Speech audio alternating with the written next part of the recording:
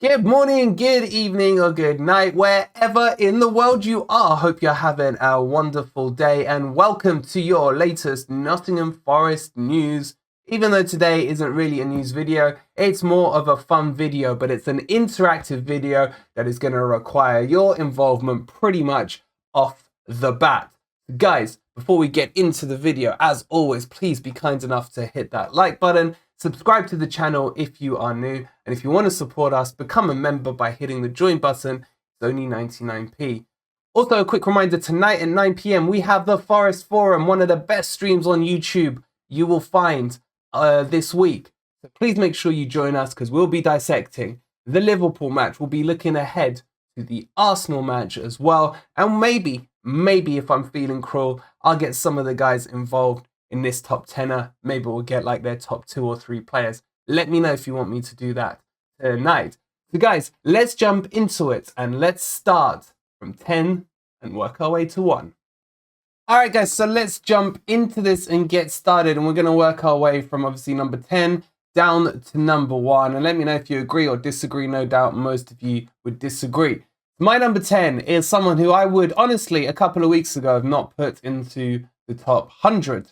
Let alone the top 10. And for me, he has proven that if utilized and played to his strength, he can still do a job. And for me, I'll still say, I don't think he should be a starter, but you cannot, not even me, argue with how well he's been playing and how well he's been performing to within his capabilities. Any guesses on who it is? It is, of course, Stevie Zidane Cookie. He's been a warrior. He's been solid. He does have his flaws. We all know. And look, we've discussed them. We're not talking about that today. We're talking about the positives. But what a grinder he is. What a right winger he could potentially be in a second career. And overall, you've got to say, even me, he's proven me wrong in terms of how he can perform. Still has a couple of mistakes in him. But for the mistakes he has, he's more than makes up with good football knowledge, a good football eye, and a bit of defensive acumen as well. So for me, number 10 on the 10 list so far, and the date of recording this is the 25th of October, I have Steve Cook in there. Do you agree with that or do you disagree? Let me know down in the comments below. Moving on to number 9. For me, this has been a guy who's going to go further up the rankings, no doubt, in the next month or so, well, month of games, should I say. And he has come in and he has been a calming influence and shown class, pedigree, and quality. We all know he has a reputation of a red card and a penalty in him. We are yet to see that. So as long as that continues to happen, I see him as our number 1 choice in this position. And I think he has been solid. And he has actually helped Cook in developing further over the last few games. Who am I talking about? I'm sure you can all guess. It is, of course, the French right back, the Ivory Coastal right back, Serge Aurier. And I think the inclusion of him in the team has been one of the most unsung changes that has helped with the stability of the team at the back over the last few weeks. And he's brought that experience, that calmness, that composure. And I think if he carries on the trajectory he's at, he's going to be maybe top 5 at the end of the month for me, because I've been really impressed with him. And as I just mentioned, I think he's our automatic right back. Do you agree with that or not? Let me know. In at number 8, I'm going to put in an unsung player who gets his job done, does what he's told, doesn't make many headlines, but you do notice him by not noticing him is the best way I can describe him. For me, he's one of the players that I would keep in the team long term. I think he just gets better and better, a bit like wine. The more Prem experience he gets, the better he is going to become as a player. And for me, he's a calming influence on that defensive line and is very, very composed. Who am I talking about? I am talking about my fellow countryman, Scotty Too Hottie McKenna. Yes, he's made 2 or 3 mistakes this season. Some were critical, but he's shaken them off. It's the way he's come back from that. Everyone makes mistakes. It's how you return from adversity that shows the true character of a man. And I think he's been better and better over the last few weeks. And maybe even by me not given the praise and credit that he is due. So welcome to the top 10, Scott McKenna. I've got you in at number 8, and you guys all know number 8 is my favorite number. Do you agree with that? Would you put Scotty Boy in your top 10 or not? Or maybe you would even put him higher. Moving on to number 7, and this will probably surprise a few people, and maybe think it's quite controversial for me. But this for me is a player who I see still we have yet to witness his full beauty in terms of skills, in terms of what he can produce, in terms of goals as well. But he is getting there. I feel he is about this far off of fully unclicking, fully unloading, and becoming the player that I know he is going to be. On top of that, no one can argue his work rates. No one can argue his ethics. No one can argue how he gets about on the pitch. Well, maybe some of you can. Let me know if you can down below.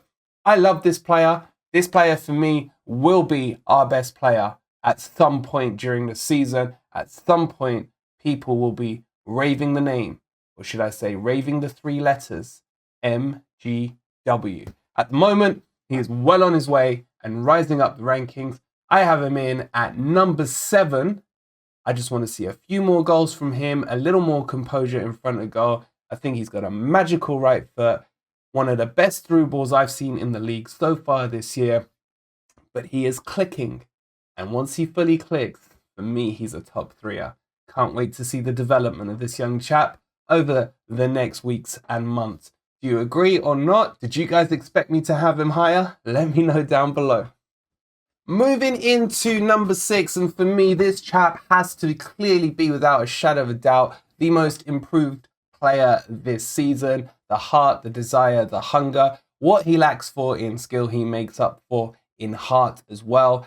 And he is willing to learn and to improve, and has been even impressing me over recent games as well. So let's hope he can kick on and develop further and further into becoming a great Forest player as well. He has leadership skills, he has battling skills, he has a desire and a hunger to impress on the pitch, and currently he is doing just that. What we need to see from him now is consistency, doing this over a course of a more sustained period of time. But for me, I salute you, Mr. Ryan Yates. You have been a great leader on the pitch. Scar battles, black eyes, broken noses, all of that. He still gets up on the pitch, and you have to respect the effort he puts in. So for me, Ryan Yates still is improving, still has a lot more growth in his locker. But for me, so far this season, I have him in at number 6. Do you guys agree with that? Disagree? Let me know down in the comments below. Into the top 5 we go, and with every team, a must to win a game has to be someone who can put the ball in the back of the net. It doesn't have to look pretty. It doesn't have to be from 25 yards out. They all count for the same amount of goals, and that is 1. Score it from a yard, score it from the halfway line. It doesn't matter. Score it from your knee. Little clue in the player. That doesn't matter as long as it goes into the back of the net. But you must have a striker on the pitch to at least have an attempt to score at goal. And this player brings us balance whenever he is on the team. Not pretty on the eye, that's for sure. A Moneyball type player. Yes, indeed he is. But as they say in the film, he gets on base. And in this guy, he gets us goals. Taiwo Awoniyi, for me, very split in the fans' opinions on him. A lot would prefer to see Surridge start. For me, he has that background. He has that pedigree. He scored in the Bundesliga 15 odd goals, a very hard league to play in. He's already got 3 from a handful of appearances. Let's see him get a run in the team, and let's see what he can really produce. So for me, into the top 5 we go with Taiwo Awoniyi. Do you agree or disagree? Into the top 4 we go, and I'm interested to see how your lists are looking currently, guys. So if you're watching this on the premiere, please do keep the live chat going, and let's see how your list is currently looking. If you're watching later on, please chuck it in the comments down below in a 10 to 1 or a 1 to 10, whatever your heart desires. And just a quick reminder, if you haven't already, please do hit that like button if you're enjoying it. Remember, this is just for a bit of fun. We're all going to have a different top 10. That's almost the point of this video, is we won't all agree on a top 10. I will be very surprised if many Forest fans have the exact same 1 to 10, but take it as what it's meant to be. This is a fun video. At least that's what I'm trying to produce. Anyway, let's move on to number 4. And for me, I would argue this player is one of the only players who has not put a foot wrong yet. He is consistent whenever he's on the pitch. He does his job to a T. He performs game in, game out, just hasn't had the match time that I think he deserves. Obviously, he's had a few injuries that have caused that issue. But when this player is fully match fit, for me, he's an automatic starter, maybe even name number 2 or 3 on the team sheet for me. It is, of course, drumroll please, Mangala. What a pickup this guy was for around 12 million in the summer. An unheard of name, a player who partners Kevin De Bruyne in the Belgium national team. This guy is young, he is strong, he is firm in midfield, can progress the ball. There's one thing he can't do though, and that's shoot. But maybe with a bit of training, that will come in time. But for the job he does, you can't ask for a player who does it much, much better. Mangala is my number 4. What do you guys think? Here we go into the business end of the list, should I say. And there's only one place we can start with this. And before we all get ahead of ourselves and too excited, we need someone who can give us a calming influence, not just on the pitch, but on this list as well. And his stature has grown and grown over the last few games, where people who had written him off earlier in the season are now fully on board with how he's performing. Calmness, personification, and an ability to orchestrate and conduct a midfield are all boxes that this chap ticks. For me, one of my favourite players watching last season, one of my favourite players this season as well, and a catalyst to the change in recent points tally for Nottingham Forest. It is, of course, the conductor, Broiler.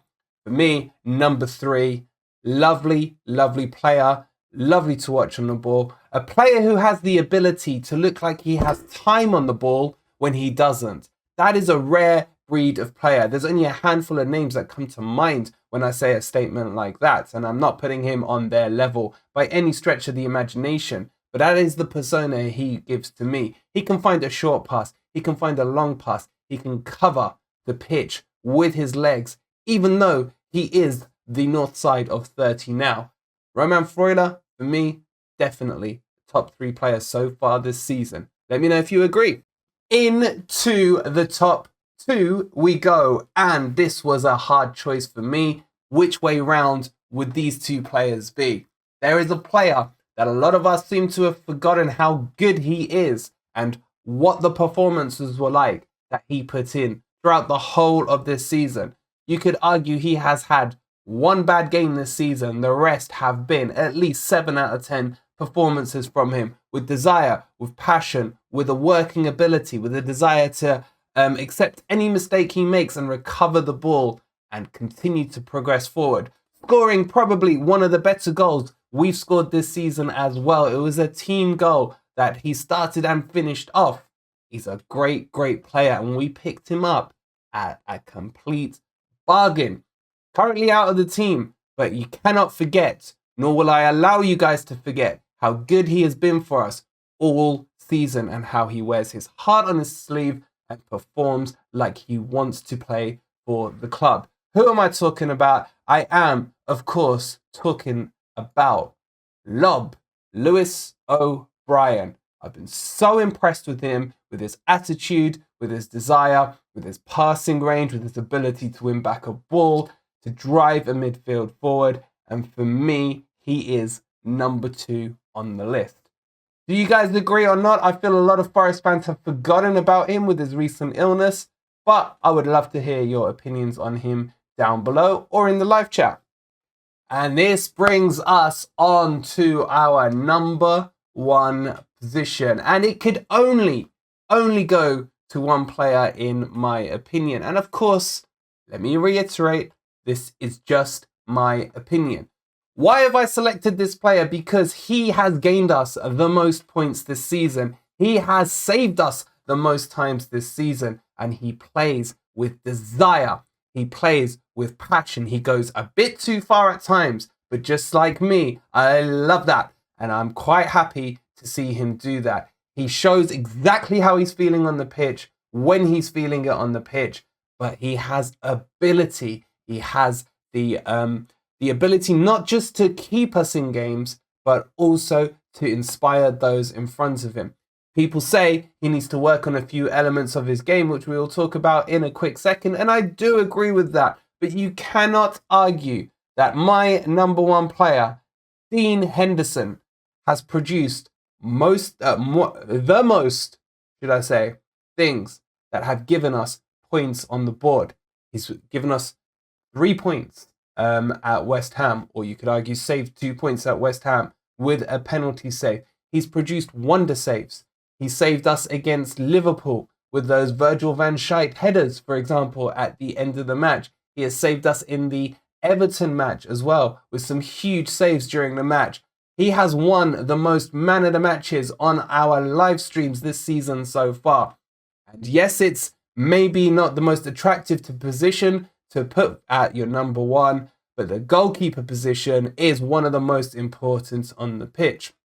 People will always remember goalkeeping mistakes, because if a striker misses a chance, it'll be forgotten about by the end of the game. If a midfielder puts a bad pass in, it's forgotten about almost instantaneously. If a defender makes a mess up on a pass, they've got the goalkeeper behind him to save them.